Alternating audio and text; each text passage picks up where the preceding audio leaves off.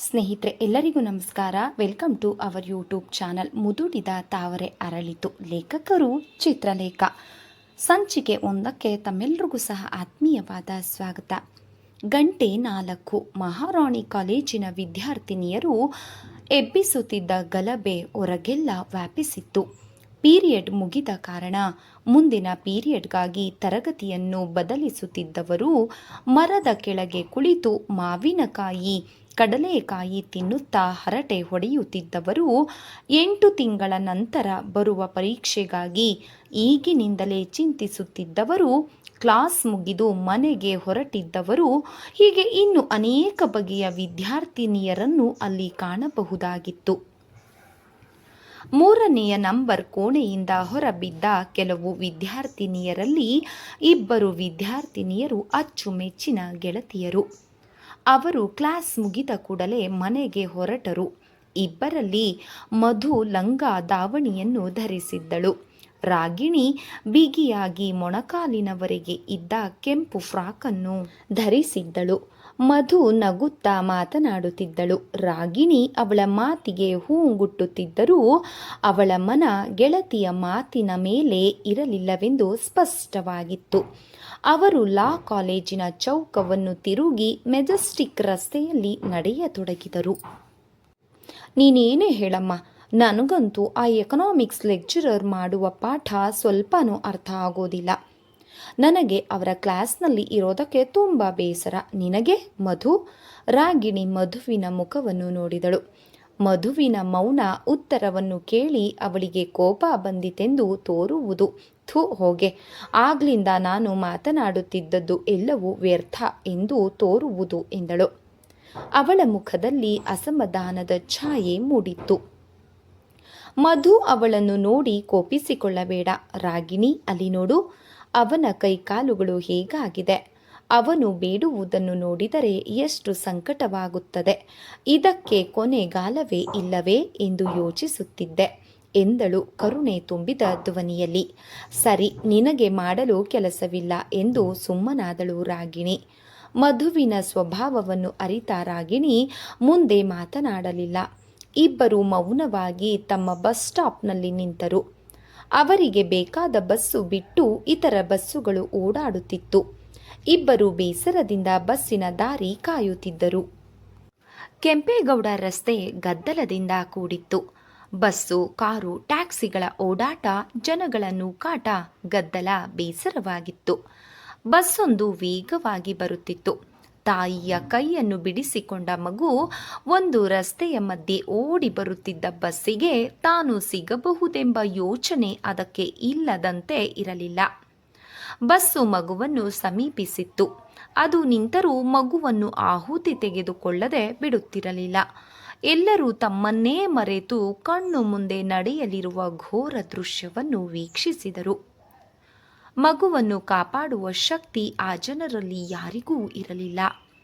ಮಧು ಕ್ಷಣಕಾಲ ಕಣ್ಣು ಅರಳಿಸಿ ಆ ದೃಶ್ಯವನ್ನು ನೋಡಿದಳು. ಮರುಕ್ಷಣ ಅವಳ ಮುಖದಲ್ಲಿ ಭೀತಿ ಮಾಯವಾಗಿ ಅದೊಂದು ಬಗೆಯ ಧೈರ್ಯ ತುಂಬಿದ ಕಾಂತಿ ಕಾಣಿಸಿತು. ತನ್ನ ಕೈಯಲ್ಲಿ ಇದ್ದ ಪುಸ್ತಕವನ್ನು ಗೆಳತಿಯ ಕಡೆ ಬಿಸಾಕಿ ಬಿರುಗಾಳಿಯಂತೆ ಮಗುವಿನ ಕಡೆ ನುಗ್ಗಿದಳು. ರಾಗಿಣಿ ಹೆದರಿ ಅಯ್ಯೋ ಮಧು ಎಂದು ಚೀರಿ ಕಣ್ಣು ಮುಚ್ಚಿದಳು. ಎಲ್ಲರೂ ನೋಡುತ್ತಿದ್ದಂತೆ ಮಧು ಮಗುವನ್ನು ಅಪ್ಪಿ ಫುಟ್ಪಾತಿನ ಕಡೆ ಓಡಿದಳು. ಒಂದು ಕ್ಷಣ ತಪ್ಪಿದರೆ ಮಗುವಿನೊಂದಿಗೆ ಬಸ್ಸಿನ ಚಕ್ರಕ್ಕೆ ಆಹುತಿಯಾಗುತ್ತಿದ್ದಳು. ಅವಳು ಓಡಿ ಬಂದ ರಭಸಕ್ಕೆ ಫುಟ್ಪಾತಿನ ಮೇಲೆ ಮುಗ್ಗರಿಸಿ ಬಿದ್ದಳು. ಅವಳು ಚೇತರಿಸಿಕೊಳ್ಳಲು ಸ್ವಲ್ಪ ಹೊತ್ತಾಯಿತು. ಅಷ್ಟರಲ್ಲಿ ಜನರೆಲ್ಲ ಗುಂಪುಗೂಡಿದರು. ರಾಗಿಣಿ ಗುಂಪಿನೊಳಗೆ ನುಗ್ಗಿ ಗೆಳತಿಯ ಬಳಿ ಬಂದು ಬಿದ್ದಿದ್ದ ಅವಳನ್ನು ಕೈಕೊಟ್ಟು ಎಬ್ಬಿಸಿದಳು. ನಂತರ ಅವಳ ಬಟ್ಟೆಗೆ ಅಂಟಿದ್ದ ಧೂಳನ್ನು ಕೊಡವಿದಳು. ಅವಳ ಕೈಕಾಲುಗಳಿಗೆ ಏಟು ತಾಗಿ ರಕ್ತ ಸೋರುತ್ತಿತ್ತು. ಎಲ್ಲರೂ ಅವಳ ಧೈರ್ಯವನ್ನು ಕುರಿತು ತಮ್ಮ ಮೆಚ್ಚುಗೆಯನ್ನು ವ್ಯಕ್ತಪಡಿಸತೊಡಗಿದರು. ಮಗುವಿನ ತಾಯಿ ಕೃತಜ್ಞತೆಯಿಂದ ಮೂಕಿಯಾಗಿ ಮಧುವನ್ನೇ ನೋಡುತ್ತಿದ್ದಳು. ಉದ್ವೇಗದಿಂದ ಅವಳ ತುಟಿ ನಡುಗುತ್ತಿತ್ತು. ಕಣ್ಣುಗಳಿಂದ ಆನಂದದ ಕಣ್ಣೀರು ಹರಿಯುತ್ತಿತ್ತು. ಅವಳ ಬಾಯಿಂದ ಹೊರಡದ ಮಾತುಗಳು ಮುಖದಲ್ಲಿ ಸ್ಪಷ್ಟವಾಗಿ ಮೂಡಿತ್ತು. ಮಧು ಅವಳನ್ನು ನೋಡಿ ನಸು ನಕ್ಕು ಮಗುವನ್ನು ಅವಳ ವಶಕ್ಕೆ ಒಪ್ಪಿಸಿದಳು. ರಾಗಿಣಿ ಅವಳನ್ನು ನೋಡಿ, ಅಲ್ವೇ ಮಧು, ಇದೇನು ಕೆಲಸ ಮಾಡ್ತೇ ಇದ್ದೀಯ ನೀನು? ಒಂದು ವೇಳೆ ನಿನಗೇನಾದರೂ ಕೆಡುಕು ಸಂಭವಿಸಿದ್ರೆ ಎಂದಳು ವಾತ್ಸಲ್ಯ ಕೋಪ ತುಂಬಿದ ಧ್ವನಿಯಲ್ಲಿ. ಮಧು ಮೃದುವಾಗಿ ನಗುತ್ತಾ ಅವಳನ್ನು ನೋಡಿದಳು. ಮಗುವಿನ ಅಗಲಿಕೆಯಿಂದ ಬಳಲುತ್ತಿದ್ದ ತಾಯಿಯನ್ನು ಕಾಪಾಡಿದೆ ಅಷ್ಟೇ ಎಂದಳು. ಎಷ್ಟು ಜನ ಗಂಡಸರಿದ್ದರೇನು ಪ್ರಯೋಜನ ಎಂದು ಅಲ್ಲಿ ನೆರೆದಿದ್ದ ಗಂಡಸರನ್ನು ಒಮ್ಮೆ ತಿರಸ್ಕಾರದಿಂದ ನೋಡಿದಳು.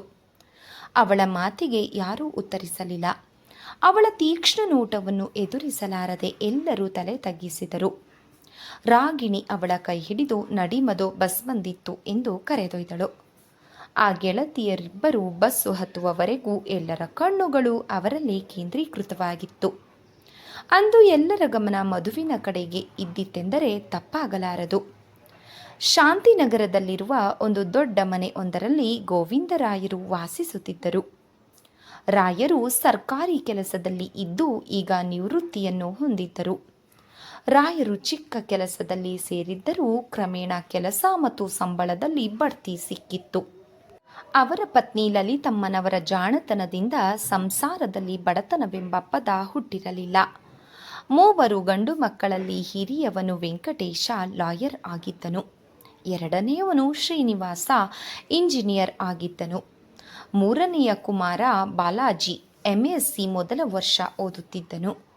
ಕೊನೆಯವಳು ಮಧುರಾಣಿ BA ಮೊದಲನೆಯ ತರಗತಿಯಲ್ಲಿ ಓದುತ್ತಿದ್ದಳು. ಹಿರಿಯ ಮಕ್ಕಳಿಬ್ಬರು ಗಳಿಸಲು ಪ್ರಾರಂಭಿಸಿದ ಮೇಲೆ ರಾಯರ ಸಂಸಾರ ಮತ್ತೂ ಸುಗಮವಾಗಿತ್ತು. ಮಕ್ಕಳೆಲ್ಲರೂ ತಂದೆ ತಾಯಿಯರ ಬಗ್ಗೆ ಗೌರವ ವಿಶ್ವಾಸವನ್ನು ಇಟ್ಟಿದ್ದರು. ಇದಕ್ಕೆ ತಕ್ಕಂತೆ ವೆಂಕಟೇಶನ ಪತ್ನಿ ರಮಾ, ಶ್ರೀನಿವಾಸನ ಪತ್ನಿ ಉಮಾ ಅತ್ತೆ ಮಾವಂದಿರನ್ನು ಭಯ ಭಕ್ತಿಯಿಂದ ಕಾಣುತ್ತಿದ್ದರು. ರಾಯರ ಸಂಸಾರ ಆನಂದದ ಲಹರಿಯಲ್ಲಿ ಓಲಾಡುತ್ತಿತ್ತು. ಮನೆಯಲ್ಲಿ ಎಲ್ಲರೂ ಪ್ರಿಯವಾದವಳು ಮಧು.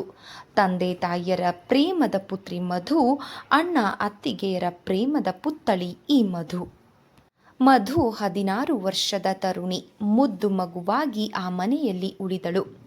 ಅವಳಿಗೆ ಮನೆಯಲ್ಲಿ ಒಂದು ಕೆಲಸವೂ ಇರಲಿಲ್ಲ. ಎಲ್ಲವನ್ನೂ ತಾಯಿ ಅತ್ತಿಗೆಯರೇ ಮಾಡಿಕೊಂಡು ಹೋಗುತ್ತಿದ್ದರು.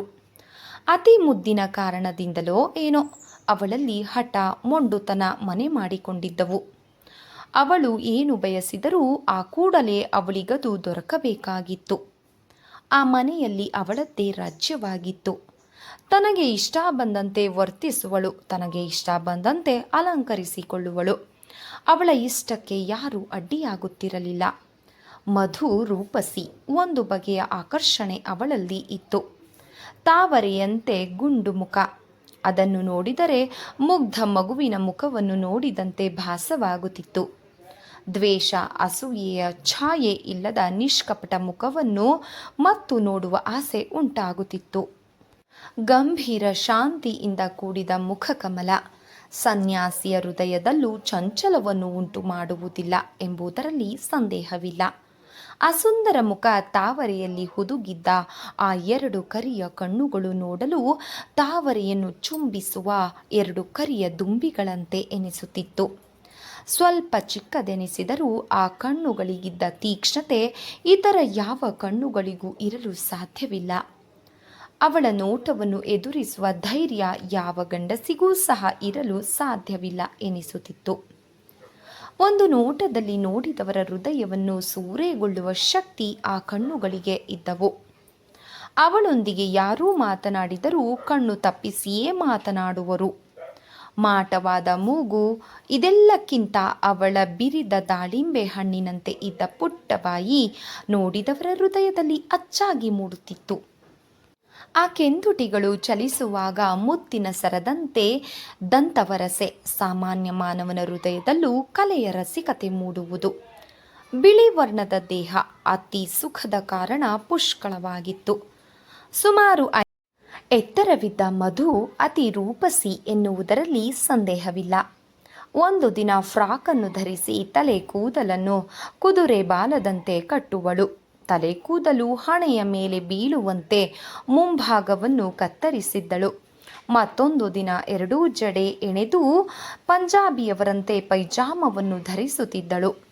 ಇನ್ನೊಂದು ದಿನ ಸೀರೆ ದಾವಣಿ, ಹೀಗೆ ತನ್ನ ಇಷ್ಟದಂತೆ ನಡೆಯುವಳು.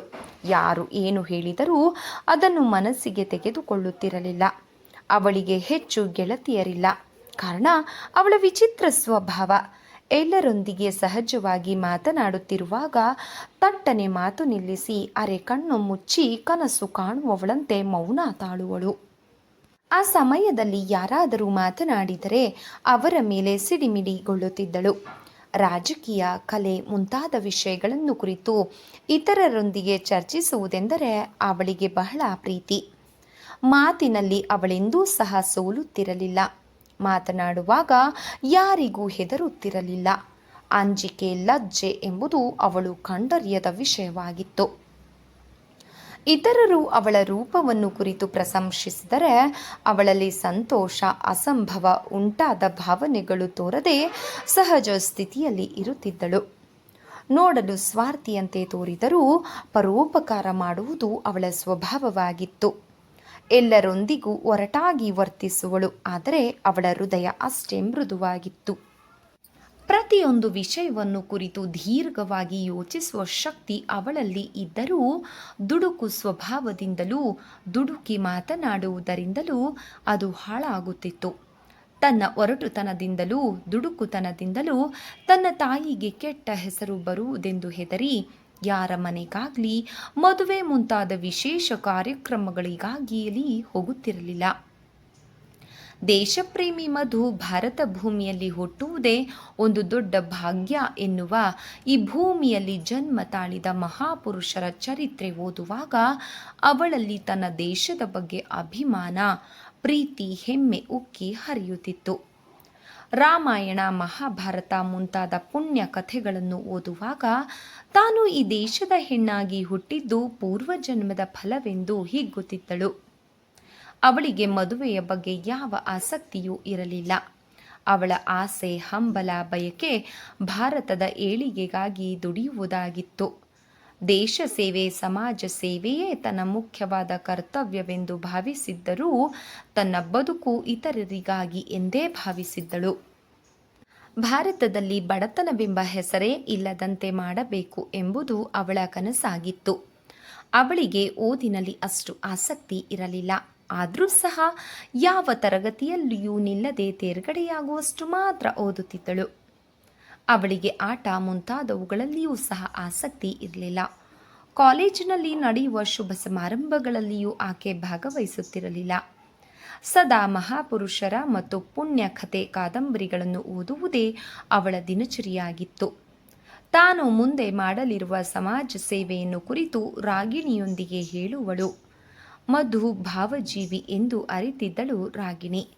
ಅವಳ ಮಾತನ್ನು ಬೇಸರವಿಲ್ಲದೆ ಕೇಳುವವಳೆಂದರೆ ರಾಗಿಣಿ ಒಬ್ಬಳೆ. ರಂಗಸ್ವಾಮಿ ಅಯ್ಯಂಗಾರ್ರವರು ಗೋವಿಂದರಾಯರ ನೆರೆಯವರು. ಅಯ್ಯಂಗಾರರಿಗೆ 4 ಪುತ್ರಿಯರು ಮತ್ತು ಏಕಮಾತ್ರ ಪುತ್ರ. ಹಿರಿಯರಾದ ಹರಿಣಿ, ಧಾರಿಣಿಯರಿಗೆ ಮದುವೆಯಾಗಿತ್ತು. ನಂತರ ಹುಟ್ಟಿದ ಪುತ್ರ ಅರುಣ್ BSc MBBS ಓದಿ ಸ್ವಂತವಾಗಿ ನರ್ಸಿಂಗ್ ಹೋಮನ್ನು ನಡೆಸುತ್ತಿದ್ದನು. ಮಧುವಿಗೆ ತನ್ನ ಒಡ ಹುಟ್ಟಿದ ಸಹೋದರರಿಗಿಂತ ಅರುಣನ ಬಳಿ ಹೆಚ್ಚು ಸಲುಗೆ. ಸದಾ ಡಾಕ್ಟರ್ ಎನ್ನುತ್ತಾ ಅವನೊಂದಿಗೆ ಸರಸವಾಡುತ್ತಿದ್ದಳು. ಅರುಣನಿಗೆ ಮಧುವಿನೊಡನೆ ತುಂಬ ವಾತ್ಸಲ್ಯ. ಅವಳ ವಿಚಿತ್ರ ಸ್ವಭಾವವನ್ನು ಅರಿತಿದ್ದ ಅವನಿಗೆ ಅವಳಲ್ಲಿ ಅದೊಂದು ಬಗೆಯ ಕನಿಕರ ತುಂಬಿದ ಪ್ರೇಮವಿತ್ತು. ಅರುಣ್ ನಂತರ ಹುಟ್ಟಿದವಳು ಮೋಹಿನಿ. BSc ಕೊನೆಯ ವರ್ಷ ಓದುತ್ತಿದ್ದಳು. ನಂತರ ರಾಗಿಣಿ, ಮಧುವಿನ ಅಕ್ಕರೆಯ ಗೆಳತಿ. ಮಧುವನ್ನು ಒಂದು ದಿನ ಕಾಣದಿದ್ದರೆ ಅವಳ ಮುಖ ಕಳೆಗುಂದುತ್ತಿತ್ತು. ಅವಳ ಆರೋಗ್ಯಕ್ಕೆ ಸ್ವಲ್ಪ ಧಕ್ಕೆ ಉಂಟಾದರೂ ತನಗೆ ಆರೋಗ್ಯ ಕೆಟ್ಟಂತೆ ಒದ್ದಾಡುತ್ತಿದ್ದಳು. ರಾಗಿಣಿ ಇಂದು ಅದೇ ರೀತಿ ಮಧುಗೆ ಪೆಟ್ಟು ತಾಗಿ ರಕ್ತ ಸೋರುವುದನ್ನು ಕಂಡು ತನಗೆ ಪೆಟ್ಟಾದಂತೆ ಕುಳಿತಿದ್ದಳು. ಆಗಾಗ ಅವಳ ಕಣ್ಣುಗಳು ಕರವಸ್ತ್ರದಿಂದ ಬಿಗಿದ ಮಧುವಿನ ಕಾಲನ್ನು ದಿಟ್ಟಿಸುತ್ತಿತ್ತು. ಅವಳ ದುಗುಡವನ್ನು ಕಂಡು ಮಧುವಿಗೆ ನಗು ಉಕ್ಕಿ ಬರುತ್ತಿತ್ತು. ಮನೆ ಸಮೀಪಿಸಿ ಬಸ್ಸಿಂದ ಇಳಿದು ಗೆಳತಿಯರಿಬ್ಬರು ಮನೆಯ ಕಡೆ ಹೊರಟರು. ವೇಗದಿಂದ ಬಂದ ಸ್ಕೂಟರ್ ಒಂದು ಅವಳ ಬಳಿ ನಿಂತಾಗ ಬೆಚ್ಚಿ ಇಬ್ಬರು ಹಿಂತಿರುಗಿ ನೋಡಿದರೂ ಅರುಣ್ ಮಧುವನ್ನು ನೋಡಿ, ಹಲೋ ಮಧು, ಬೆಳಗ್ಗಿನಿಂದಲೂ ನಿನ್ನನ್ನು ನೋಡ್ಲಿಲ್ವಲ್ಲ ಎಂದ ಅರುಣ್. ಹಲೋ ಡಾಕ್ಟರ್, ನೀವಾ? ನಾವು ಯಾರೋ ಎಂದು ಬೆಚ್ಚಿದೆವು ಎಂದಳು ಮಧು. ಕಾಲೇಜ್ ಮುಗಿಯಿತೆ? ಮುಗಿಯದಿದ್ದರೆ ನಾವೇಕೆ ಬರ್ತಿದ್ವಿ? ಹುಡುಗಿಯರನ್ನು ನಂಬುವುದು ಹೇಗೆ? ಕ್ಲಾಸಿಗೆ ಚಕ್ಕರ್ ಹೊಡೆದು ಮನೆಗೆ ಓಡಿ ಬರುತ್ತೀರಿ. ಇರ್ಬೋದು, ನಾವು ಕೇವಲ ಮನೆಗೆ ಬರ್ತೇವೆ. ಆದರೆ ನೀವು ಕ್ಲಾಸಿಗೂ ಹೋಗದೆ ಮನೆಗೂ ಹೋಗದೆ ಹುಡುಗಿಯರ ಹಿಂದೆ ತಿರುಗಾಡುತ್ತಿರುತ್ತೀರಿ. ಹಾಗಾದರೆ ನಾನು ಆ ರೀತಿ ಮಾಡುತ್ತೇನೆಯೇ ಎಂದು ಕೇಳಿದನು. ಹಾಗಿದ್ರೆ ನಾನು ಆ ರೀತಿ ಕ್ಲಾಸ್ಗೆ ತಪ್ಪಿಸಿಕೊಳ್ಳುತ್ತೇನೆಯೇ ಎಂದಳು ಮಧು. ನಿಮಗೆ ಹೇಳಿಲ್ಲ ತಾಯಿ, ಬೇರೆ ಹುಡುಗಿಯರನ್ನು ಕುರಿತು ಹೇಳಿದೆ. ನಾನು ಅಷ್ಟೇ, ನಿಮ್ಮನ್ನು ಕುರಿತು ಹೇಳಲಿಲ್ಲ, ಬೇರೆ ಹುಡುಗರ ಬಗ್ಗೆ ಹೇಳಿದೆ ಎಂದಳು. ಸಾಕು ನಿಲ್ಲಿಸಿ ನಿಮ್ಮ ತರ್ಕ, ಕೇಳಲು ಬೇಸರವಾಗುತ್ತಿದೆ. ನೀವೀಗ ಎಲ್ಲಿಗೆ ಹೊರಟಿರುವಿರಿ ಅಣ್ಣ ಎಂದಳು ರಾಗಿಣಿ ಬಾಯಿ ಹಾಕಿದಳು. ನರ್ಸಿಂಗ್ ಹೋಮ್ಗೆ ಎಂದನು ಅರುಣ್. ಹಾಗಿದ್ರೆ ಮಧುವನ್ನು ಸಹ ಕರೆದುಕೊಂಡು ಹೋಗು ಎಂದಳು. ಮಧುನ ಯಾಕೆ? ಮಧುಗೇನಾಯಿತು ಎಂದು ಗಾಬರಿಯಿಂದ ಕೇಳಿದನು. ಅದಕ್ಕಾಗಿ ಕಾದಿದಂತೆ ರಾಗಿಣಿ ಅಂದು ನಡೆದ ವಿಷಯ ಎಲ್ಲವನ್ನು ಒಂದೇ ಉಸಿರಿಗೆ ಹೇಳಿ ಮುಗಿಸಿದಳು. ಅರುಣ್ ಮಧುವಿನ ಕಡೆ ನೋಡಿದನು. ಅವಳು ನಗುತ್ತಾ ನಿಂತಿದ್ದಳು. ಅರುಣ್ ತಾನೂ ಸಹ ನಗುತ್ತಾ ತಂಗಿಯನ್ನು ನೋಡಿ ಅವಳು ಒಳ್ಳೆಯ ಕೆಲಸವನ್ನೇ ಮಾಡಿದಳು ಎಂದನು. ಇರಬಹುದು, ಆದರೆ ತನ್ನ ಜೀವದ ಕಡೆಗೂ ಸ್ವಲ್ಪ ಲಕ್ಷ್ಯವಿರಬೇಡವೇ? ಮಧುಗೆ ಏನಾದರೂ ಆಗಿದ್ದಿದ್ರೆ? ಅದನ್ನು ಹೇಳುವಾಗಲೇ ಅವಳ ಕಣ್ಣು ತುಂಬಿತು. ತಂಗಿಯ ಕಣ್ಣಲ್ಲಿ ನೀರು ಕಂಡು ಅರುಣನಿಗೆ ಕಸಿವಿಸಿಯಾಯಿತು. ತಂಗಿಯನ್ನು ವಾತ್ಸಲ್ಯದಿಂದ ನೋಡಿ, ಹೋಗ್ಲಿ ಬಿಡು, ಅಷ್ಟಕ್ಕೆಲ್ಲ ಅಳ್ತಾರೆಯೇ, ಅಷ್ಟೇನೂ ಪೆಟ್ಟಾಗಿಲ್ಲ, ನಡಿ ಮಧು, ಮನೆಯಲ್ಲಿ ಡ್ರೆಸ್ಸಿಂಗ್ ಮಾಡುತ್ತೇನೆ ಎಂದನು. ಇಷ್ಟಕ್ಕೆಲ್ಲ ಔಷಧವೇಕೆ ಎಂದಳು ಮಧು. ರಾಗಿಣಿ ಬಲವಂತದಿಂದ ತನ್ನ ಮನೆಗೆ ಕರೆದುಕೊಂಡು ಹೋದಳು. ಅರುಣ್ ಅವಳ ಕಾಲಿಗೆ ಪಟ್ಟಿ ಕಟ್ಟಿದನು. ಮಧು ಅವರ ಅಪ್ಪಣೆ ಪಡೆದು ಮನೆಗೆ ಹೊರಟರು. ಮನೆ ಸೇರಿದ ಮಧು ಆಯಾಸದಿಂದ ಪುಸ್ತಕವನ್ನು ಮೇಜಿನ ಮೇಲೆ ಬಿಸಾಕಿ ಹಾಸಿಗೆಯಲ್ಲಿ ಉರುಳಿದಳು. ಅವಳ ಸ್ಥಿತಿಯನ್ನು ಕಂಡು ಎಲ್ಲರೂ ಹೆದರಿದರು. ಎಲ್ಲರೂ ಅವಳ ಬಳಿ ಬಂದು ಕಾರಣ ಕೇಳತೊಡಗಿದರು. ಮಧು ಕೋಪದಿಂದ ಎಲ್ಲರನ್ನೂ ಹೊರಗೆ ಅಟ್ಟಿ ಬಾಗಿಲು ಹಾಕಿ ಮಲಗಿದಳು. ಕತ್ತಲಾಗತೊಡಗಿತು. ಮಧು ಒಬ್ಬಳೆ ಮಲಗಲು ಹೆದರಿ ಬಾಗಿಲು ತೆರೆದಳು. ತಾಯಿಯ ಬಲವಂತಕ್ಕೆ ಸ್ವಲ್ಪ ಊಟ ಮಾಡಿ ಮಲಗಿದಳು. ನಿದ್ರಿಸುವ ಮಗಳನ್ನು ಅಕ್ಕರೆಯಿಂದ ನೋಡಿದರು ಲಲಿತಮ್ಮ. 16 ವರ್ಷದ ತರುಣಿ. ಮಧು ಎಂದು ಒಬ್ಬಳೇ ಮಲಗುತ್ತಿರಲಿಲ್ಲ. ತಾಯಿಯ ಕೊರಳನ್ನು ಅಪ್ಪಿ ಮಲಗುವುದೇ ರೂಢಿ ಅವಳಿಗೆ. ನಿದ್ರಿಸುವ ಮುದ್ದು ಮಗಳ ಮುದ್ದು ಮುಖವನ್ನು ಕಂಡು ಕಣ್ಣು ತುಂಬ ನೋಡಿ ದೀಪ ಆರಿಸಿದರು ತಾಯಿ ಲಲಿತಮ್ಮ. ಅಂದು ಭಾನುವಾರ ಮಧ್ಯಾಹ್ನದ ಸಮಯ. ಮಧು ತನ್ನ ಹಾಸಿಗೆಯಲ್ಲಿ ಕುಳಿತಿದ್ದಳು. ರಾಗಿಣಿಯೂ ಸಹ ಅವಳ ಬಳಿ ಬಂದು ಕುಳಿತಿದ್ದಳು. ಅವರಿಬ್ಬರ ನಗು ಹೊರಗೆ ಕೇಳಿಸುತ್ತಿತ್ತು. ಅಷ್ಟು ಹಾಸ್ಯದ ವಿಷಯವೇನು ಎಂದು ತಿಳಿದರೆ ನಿಮ್ಮೊಂದಿಗೆ ಸೇರಿ ನಾನು ನಗುತ್ತೇನೆ ಎಂದು 2 ಬಟ್ಟಲು ಬಿಸಿ ಕಾಫಿಯೊಂದಿಗೆ ಬಂದ ಲಲಿತಮ್ಮ ನಗುತ್ತಾ ನುಡಿದರು. ಅವರನ್ನು ನೋಡಿ ಗೆಳತಿಯರ ನಗು ನಿಂತಿತು. ಲಲಿತಮ್ಮ ಇಬ್ಬರಿಗೂ ಕಾಫಿ ಬಟ್ಟಲನ್ನು ನೀಡಿ ರಾಗಿಣಿಯ ಕಡೆ ನೋಡಿ, ನಿನ್ನಿಂದ ಒಂದು ಕೆಲಸವಾಗಬೇಕು ತಾಯಿ ಎಂದರು. ನನ್ನಿಂದಲೇ? ಹೌದು, ಹೇಳಿ ಆಂಟಿ. ಆದರೆ ನಿನ್ನ ಮೊಂಡು ಗೆಳತಿಗೆ ಹೇಳಿ ಮಾಡಿಸಬೇಕು ಎಂದರು. ಪರವಾಗಿಲ್ಲ, ಹೇಳಿ ಆಂಟಿ. ನಾನು ಹೇಳಿದರೆ ಅವಳು ಕೇಳುವುದಿಲ್ಲ. ಈ ಚಂಡಿ ಹುಡುಗಿ. ಒಬ್ಬರ ಮನೆಗೆ ಹೋಗಬೇಕಾಗಿದೆ. ನೀನು ಹೇಳಿದರೆ ಹೋಗುವಳೇನೋ? ಹೋಗೋದಿಲ್ಲ. ಬೇರೆ ಯಾರ ಮನೆಗೂ ಅಲ್ಲ ಕಣೆ, ನಿಮ್ಮ ಸರಸತ್ತೆ ಮನೆಗೆ. ಅವರ ಮಾತು ಕೇಳಿ ಮಧುವಿನ ಮುಖ ಅರಳಿತು. ಅತ್ತೆ ಯಾಕಮ್ಮ ಈ ನಡುವೆ ಬರ್ತಿಲ್ಲ ಎಂದಳು ಕಾತುರದಿಂದ.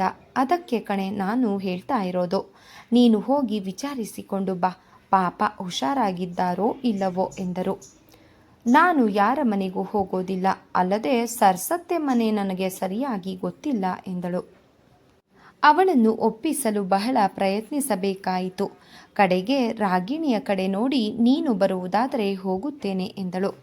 ಸ್ವಾರಿ ಕಣೆ ಮಧು, ಈ ದಿನ ನನಗೆ ಬೇರೆ ಪ್ರೋಗ್ರಾಮ್ ಇದೆ ಎಂದಳು.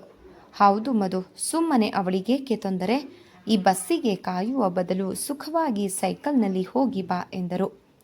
ಮಧು ಅರೆ ಮನಸ್ಸಿನಿಂದ ಒಪ್ಪಿದಳು. ಯಾವುದೋ ದೊಡ್ಡ ಕೆಲಸವನ್ನು ಸಾಧಿಸಿದಂತೆ ಹೊರಗೆ ಹೋದರು ಲಲಿತಮ್ಮ. ಮಧು ಸುಖವಾಗಿ ಕಾಲು ಚಾಚಿ ಆಕಳಿಸುತ್ತಾ ಮಲಗಿದಳು. ರಾಗಿಣಿ ಅವಳನ್ನು ತಿವಿದು, ಏಳೆ ಮಧು, ಡ್ರೆಸ್ ಮಾಡಿಕೊಂಡು ಹೊರಡು. ಪಾಪ ನಿಮ್ಮ ತಾಯಿ ಅಷ್ಟು ಹೇಳಿರ್ಬೇಕಾದ್ರೆ ಸುಖವಾಗಿ ಮಲಗುತ್ತಿದ್ದೀಯಲ್ಲೇ ಎಂದಳು. ಏಳಲು ಮನಸ್ಸಿಲ್ವಲ್ಲೇ ಎಂದಳು ಮಧು. ಏಳೆ ಸಾಕು. ರಾಗಿಣಿ ಅವಳನ್ನು ಬಲವಂತದಿಂದ ಎಬ್ಬಿಸಿದಳು. ಮಧು ಮೈ ಮುರಿಯುತ್ತಾ ಎದ್ದು ಕುಳಿತಳು. ರಾಗಿಣಿ ಬಾಚಣಿಗೆಯನ್ನು ಅವಳ ಕೈಗೆ ಕೊಟ್ಟು, ಎದ್ದು ತಲೆ ಬಾಚ್ಕೊ ಎಂದಳು. ಮಧು ಎದ್ದು ಕನ್ನಡಿಯ ಮುಂದೆ ನಿಂತಳು. ತನ್ನ ಮೊಟಕಾದ ಕೇಶರಾಶಿಯನ್ನು ಬಾಚಿ ಕುದುರೆಯ ಬಾಲದಂತೆ ಬಿಳಿಯ ಟೇಪಿನಿಂದ ಕಟ್ಟಿದಳು. ಮುಖಕ್ಕೆ ಸ್ವಲ್ಪ ಪೌಡರ್, ಕಣ್ಣಿಗೆ ಕಾಡಿಗೆ ಹಚ್ಚಿ ಬಿಳಿಯ ಪಂಜಾಬಿ ಡ್ರೆಸ್ಸನ್ನು ತೊಟ್ಟಳು. ರಾಗಿಣಿ ಅವಳನ್ನು ಅಡಿಯಿಂದ ಮುಡಿಯುವರೆಗೂ ದಿಟ್ಟಿಸಿದಳು. ಕಿವಿಗೆ ರಿಂಗ್ ಅಲ್ಲದೆ ಬೇರೆ ಯಾವ ಒಡವೆ ಇರಲಿಲ್ಲ. ಹಣೆಯಲ್ಲಿ ಕುಂಕುಮವಿಲ್ಲ. ಆದರೂ ಮಧು ಸುಂದರವಾಗಿ ಕಾಣುತ್ತಿದ್ದಳು. ರಾಗಿಣಿ ತಟ್ಟನೆ ಏನೋ ನೆನಪಿಸಿಕೊಂಡಂತೆ ಉತ್ಸಾಹದಿಂದ, ಮಧು, ಸಂತೋಷದ ಸಮಾಚಾರ ಕಣೆ ಎಂದಳು. ಹೌದಾ, ಏನೇ ಅದು? ಮುಂಗುರುಳನ್ನು ತೀಡುತ್ತಾ ಕೇಳಿದಳು ಮಧು. ಬರುವ ವಾರ ಅರುಣ್ ಅಮೆರಿಕಾಗೆ ಹೋಗುತ್ತಾನೆ. ಏತಕ್ಕೆ? ಅದೇನೋ ಟ್ರೈನಿಂಗ್ ಇದೆ ಅಂತೆ ಕಣೆ. ನಮ್ಮ ದೇಶದಲ್ಲಿ ಇರುವುದನ್ನು ಬಿಟ್ಟು ಪರದೇಶಕ್ಕೆ ಹೋಗುವುದು ಒಂದು ಫ್ಯಾಷನ್ ನಮ್ಮ ಜನಕ್ಕೆ. ಅದೇನು ಕಲಿಯುತ್ತಾರೋ? ಮಧು ಬೇಸರದಿಂದ ನುಡಿದಳು. ಅದೇನೋ ಕಣೆ, ನನಗಂತೂ ಗೊತ್ತಿಲ್ಲ, ಮೊಟಕಾಗಿ ಉತ್ತರಿಸಿ ಸುಮ್ಮನಾದಳು ರಾಗಿಣಿ. ಮುಂದೆ ಮಾತು ಬೆಳೆಯದಂತೆ ರಾಗಿಣಿ ಹೋದ ನಂತರ ಸೈಕಲ್ ಹತ್ತಿ ಹೊರಟಳು ಮಧು. ಮಗಳು ಹೋಗುವುದನ್ನೇ ನೋಡುತ್ತಾ ನಿಂತರು ಲಲಿತಮ್ಮ. ಮಲ್ಲೇಶ್ವರಂ 13ನೇ ಕ್ರಾಸಿಗೆ ಬಂದು ಮಧು ತನ್ನ ಅತ್ತೆಯ ಮನೆಯನ್ನು ಗುರುತಿಸಲಾಗದೆ ಸುತ್ತಲೂ ನೋಡಿದಳು. ಅವಳು ಚಿಕ್ಕವಳಿದ್ದಾಗ ಬಂದಿದ್ದು, ಆದ್ದರಿಂದ ಈಗ ಗುರುತಿಸುವುದು ಸ್ವಲ್ಪ ಕಷ್ಟವೆನಿಸಿತು ಅವಳಿಗೆ. ಸ್ವಲ್ಪ ಅಲೆದಾಡಿದ ನಂತರ ಅದೇ ಮನೆ ಎಂದು ತಿಳಿಯಲು ಸೈಕಲ್ಲನ್ನು ಗೇಟಿನ ಬಳಿ ನಿಲ್ಲಿಸಿ ಒಳಗೆ ಬಂದಳು. ಬಾಗಿಲು ಹಾಕಿದ್ದ ಕಾರಣ ಅಳುಕುತ್ತಾ ಮೆಲ್ಲನೆ ಬಾಗಿಲು ತಟ್ಟಿದಳು. 2-3 ಬಾರಿ ತಟ್ಟಿದ ಮೇಲೆ ಬಾಗಿಲು ತೆರೆಯಿತು. ನಿಧಾನವಾಗಿ ಹೊರಗೆ ಇಣುಕಿ ನೋಡಿದ ಯುವಕನೊಬ್ಬ ಯಾರು ಎನ್ನುತ್ತಾ ಹೊರಗೆ ಬಂದ. ಎತ್ತರವಾದ ಶರೀರ, ಅದಕ್ಕೆ ತಕ್ಕ ಮೈಕಟ್ಟು, ಗೌರಿ ವರ್ಣದಿಂದ ಕೂಡಿದ್ದ ಆ ಯುವಕ ನೋಡಲು ಸುಂದರನಾಗಿದ್ದ. ಮಧುವನ್ನು ಅಡಿಯಿಂದ ಮುಡಿಯವರೆಗೂ ನೋಡುತ್ತಾ, ಯಾರು ಬೇಕಿತ್ತು ಎಂದನು. ಮಧುವಿಗೆ ಅವನನ್ನು ನೋಡಿ ತಾನು ಮನೆ ತಪ್ಪಿ ಬಂದಿರಬೇಕು ಎಂದೆನಿಸಿತು. ನೆಟ್ಟ ದೃಷ್ಟಿಯಿಂದ ಅವನನ್ನೇ ನೋಡುತ್ತಾ, ಸರಸಮ್ಮನವರ ಮನೆ ಇದಲ್ಲವೇ ಎಂದು ಕೇಳಿದಳು. ಅವಳ ನಿರ್ಲಜ್ಜಿತ ತೀಕ್ಷ್ಣ ನೋಟವನ್ನು ಎದುರಿಸಲಾರದೆ ಕಣ್ಣು ತಗ್ಗಿಸಿ ಒಳಗೆ ಹೋದನು ಆ ಯುವಕ. ತನ್ನ ಪ್ರಶ್ನೆಗೆ ಉತ್ತರಿಸದೆ ಒಳಗೆ ಹೋದ ಯುವಕನನ್ನು ನೆನೆದು ವಿಸ್ಮಯದಿಂದ ನಿಂತಳು ಮಧು. ಅಷ್ಟರಲ್ಲಿ ಇಳಿ ವಯಸ್ಸಿನ ಹೆಂಗಸರೊಬ್ಬರು ಹೊರಗೆ ಬಂದು ಅವಳನ್ನು ನೋಡಿ, ಯಾರು ಮಧುವೆ ಎಂದರು. ಏನತ್ತೆ, ನನ್ನ ಜ್ಞಾಪಕವಿದೆಯೇ ಎಂದು ತನ್ನನ್ನು ಆಶ್ಚರ್ಯದಿಂದ ನೋಡುತ್ತಿದ್ದ ಸರಸಮ್ಮನವರನ್ನು ನಗುತ್ತಾ ಕೇಳಿದಳು ಮಧು. ಸರಸಮ್ಮ ಎಚ್ಚೆತ್ತು ಅವಳ ಬಳಿ ಬಂದು ಅವಳನ್ನು ಅಪ್ಪಿ ತಲೆಯನ್ನು ನೆವರಿಸುತ್ತಾ, ಚೆನ್ನಾಗಿರುವೆಯಾ ಮಧು? ಎಷ್ಟೊಂದು ವರ್ಷಗಳ ನಂತರ ಆಯ್ತಮ್ಮ ನಮ್ಮ ಮನೆಗೆ ಬಂದು, ಬಾ ಒಳಗೆ ಎನ್ನುತ್ತಾ ಒಳಗೆ ಕರೆದೊಯ್ದರು. ಅಡುಗೆ ಮನೆಯಲ್ಲಿ ಮಣೆ ಹಾಕಿ ಕೂತ್ಕೊಂಬದು ಎಂದು ಅಪರೂಪವಾಗಿ ನಮ್ಮ ಜ್ಞಾಪಕ ಬಂದಿದೆ ಎಂದು ಕೇಳಿದರು. ಮಧು ಮಗುವಿನಂತೆ ಕಿಲಕಿಲ ಎಂದು ನಕ್ಕಳು. ನೀನು ಸುಳ್ಳು ಹೇಳುತ್ತೀಯಾ ಅತ್ತೆ? ನಾನು ದಿನಾಲು ನಿನ್ನನ್ನು ನೆನಪಿಸಿಕೊಳ್ಳುತ್ತೇನೆ ಗೊತ್ತಾ? ನೀನೇ ಬರೋದಿಲ್ಲ ಎಂದು ಹೇಳುತ್ತಾ ಮರೆತು ಬಿಟ್ಟೆಯಾ ಎಂದು ಕೇಳಿದಳು. ಯಾರನ್ನು ಮರೆತರೂ ನಿನ್ನನ್ನು ಮರೆಯಲಾಗುವುದೇ? ನನಗೂ ಅಲ್ಲಿ ಬಂದು ನಿನ್ನ ನೋಡುವ ಆಸೆ. ಆದರೆ ಹಾಳಾದ್ದು, ಈ ನಡುವೆ ಮೈ ಹುಷಾರಿರೋದಿಲ್ಲ ಎಂದರು. ಹೌದಾ, ಏನಾಯಿತು ಅತ್ತೆ ಎಂದು ಅಕ್ಕರೆಯಿಂದ ಕೇಳಿದಳು. ಆಗಾಗ ಎದೆ ನೋವು ಬರುತ್ತಿದೆ ಎನ್ನುತ್ತಾ ಒಲೆಯ ಮುಂದೆ ಕುಳಿತು ದೋಸೆಯನ್ನು ಉಯ್ಯತೊಡಗಿದಳು. ತಟ್ಟನೆ ಏನೋ ನೆನೆದು ಕುಳಿತಲ್ಲೇ ಚಂದ್ರು ಎಂದು ಕರೆದರು. ಏನಮ್ಮ ಎನ್ನುತ್ತಾ ಒಳಗೆ ಬಂದ ಚಂದ್ರು ಮಧುವನ್ನು ನೋಡಿ ಹೊರಗೆ ನಿಂತನು. ಅವನ ಸಂಕೋಚವನ್ನು ನೋಡಿ ನಗುತ್ತಾ, ಯಾರು ಅಂತ ತಿಳಿತಿತ್ತೇನೋ, ನಮ್ಮ ಮಧು, ಬಾ ಒಳಗೆ ಎಂದರು. ಅವನು ಸಂಕೋಚದಿಂದ ಬಂದು ಕುಳಿತನು. ಇವನು ಯಾರು ಗೊತ್ತೇ ಎಂದು ಮಧುವನ್ನು ಕೇಳಿದರು ಸರ್ಸಮ್ಮ. ಇಲ್ಲ, ಮಧು ಮೊಟಕಾಗಿ ಉತ್ತರಿಸಿದಳು. ನನ್ನ ಮಗ ಕಣೆ, ಚಂದ್ರಶೇಖರ. ನಿನಗೆ ಗೊತ್ತಿಲ್ವೇ? ಅವಳು ಇಲ್ಲಿ ಬರೋದಿಲ್ಲ, ನೀನು ಅಲ್ಲಿಗೆ ಹೋಗೋದಿಲ್ಲ. ಹೇಗೆ ತಿಳಿಯಬೇಕು ಹೇಳು ಎಂದರು. ಮಧು ಅವನನ್ನು ನೋಡಿದಳು. ಅವನೂ ಸಹ ಅವಳನ್ನು ನೋಡಿ ಮಧುವಿಗೆ ತಟ್ಟನೆ ಒಂದು ಸಂದರ್ಭ ನೆನಪಾಯಿತು. ಆಗ ಅವಳಿಗೆ 6-7 ವರ್ಷ ವಯಸ್ಸಿರಬಹುದು. ಚಂದ್ರಶೇಖರನಿಗೆ ಸುಮಾರು 13 ವರ್ಷ. ಮಗು ಎಷ್ಟು ಸಹಜವಾಗಿ ಎಲ್ಲರೊಂದಿಗೆ ಪಳಗುತ್ತಿದ್ದಳೋ ಅವನು ಅದಕ್ಕೆ ವಿರುದ್ಧವಾಗಿದ್ದ. ಯಾರೊಂದಿಗೂ ಮಾತನಾಡದೆ ಮೌನವಾಗಿ ಇರುತ್ತಿದ್ದನು. ಅದಕ್ಕಾಗಿ ಅವನನ್ನು ಮಧು ರೇಗಿಸುತ್ತಿದ್ದಳು.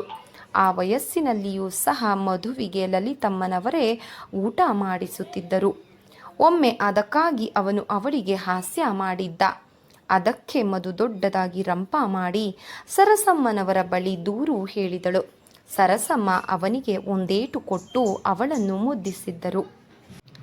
ಅದರ ನಂತರ ಅವಳು ಅವನನ್ನು ನೋಡಿರಲಿಲ್ಲ. ಅದನ್ನು ನೆನೆದು ಅವಳ ಮುಖದಲ್ಲಿ ಎಳೆಯ ನಗುವೊಂದು ಮೂಡಿತು. ಬಹುಶಃ ಅವನಿಗೂ ಅದರ ನೆನಪಾಗಿರಬೇಕು.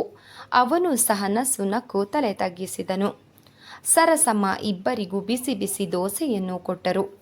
ಇವನು ಈಗ ತಾನೇ BE ಮುಗಿಸಿದ ಕೆಲಸಕ್ಕೆ ಪ್ರಯತ್ನಿಸುತ್ತಿದ್ದಾನೆ ಎಂದರು.